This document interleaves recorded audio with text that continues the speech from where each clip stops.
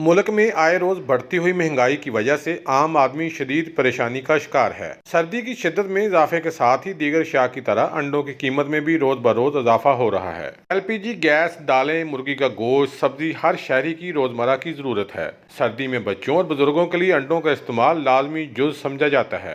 अंडे महंगे होने से शहरी काफी परेशान दिखाई देते हैं।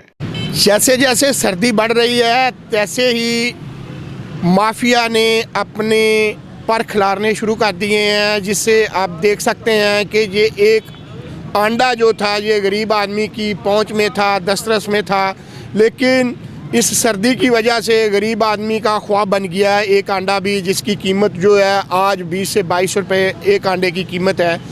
हुकूमत बिल्कुल खरगोश की नींद सो रही है। शहरियों ने मुकामी इंतजामिया से मुतालबा किया है कि मसनूई बहरान पैदा करने वाले अफराद के खिलाफ सख्त कार्रवाई की जाए ताकि आम आदमी की मुश्किलात कम हो सकें। कैमरामैन अली हैदर के साथ सुल्तान महमूद, टोबा टेक सिंह।